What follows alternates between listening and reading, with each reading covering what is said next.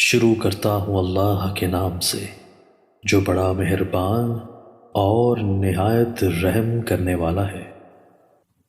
سیدنا ابو موسیٰ اشعری رضی اللہ تعالیٰ عنہ سے روایت ہے، وہ کہتے ہیں ہم رسول اللہ صلی اللہ علیہ وآلہ وسلم کے ساتھ ایک غزوہ میں دوران سفر تھے۔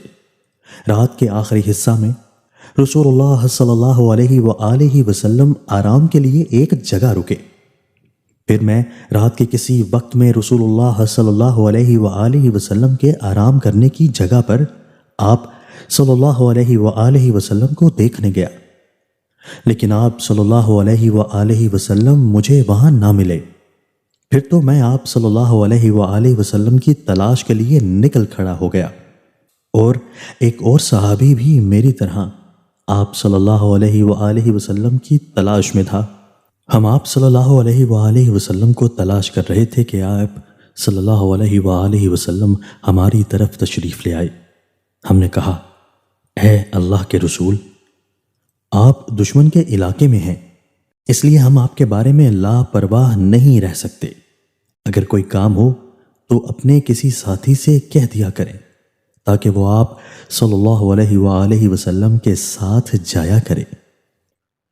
رسول اللہ صلی اللہ علیہ وآلہ وسلم نے فرمایا، میں نے چکی کے چلنے یا شہد کی مکھیوں کے بھن بنانے کی سی آواز سنی، اور میرے پاس میرے رب تعالیٰ کا ایک فرستادہ آ گیا۔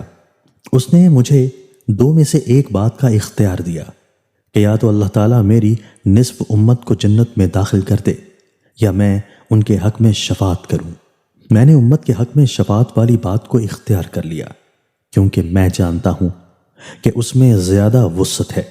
پھر اللہ تعالیٰ نے مجھے اس بات کا اختیار دیا کہ یا تو میری امت کا 1/3 حصہ جنت میں چلا جائے یا میں ان کے حق میں شفاعت کروں۔ تو میں نے ان کے حق میں شفاعت والی بات کو اختیار کیا، کیونکہ میں جانتا ہوں کہ سفارش میں زیادہ وسعت ہے۔ یہ سن کر ان دو صحابہ نے کہا، اے اللہ کے رسول، آپ اللہ تعالیٰ سے دعا فرمائیں کہ وہ ہمیں بھی ان لوگوں میں بنا دے جنہیں آپ صلی اللہ علیہ وآلہ وسلم کی شفاعت نصیب ہوگی۔ آپ صلی اللہ علیہ وآلہ وسلم نے ان دونوں کے حق میں دعا فرما دی۔ اس کے بعد وہ صحابہ کرام میں آئے اور ان کو آپ صلی اللہ علیہ وآلہ وسلم کی یہ ساری بات بتلا دی۔ یہ سن کر باقی لوگ بھی آپ صلی اللہ علیہ وآلہ وسلم کی خدمت میں آ کر یہی درخواست کرنے لگے کہ آپ صلی اللہ علیہ وآلہ وسلم اللہ تعالیٰ سے دعا کریں کہ وہ ان کو بھی ان لوگوں میں سے بنا دے جنہیں آپ صلی اللہ علیہ وآلہ وسلم کی شفاعت نصیب ہوگی۔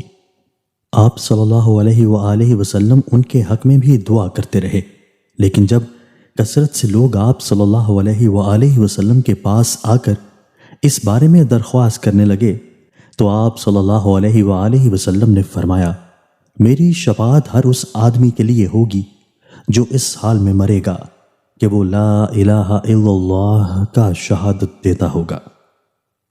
دوستو، اللہ تعالیٰ ہمیں ان احادیث مبارکہ پر عمل کرنے اور اپنی زندگیوں کو سنوارنے کی توفیق عطا فرمائے۔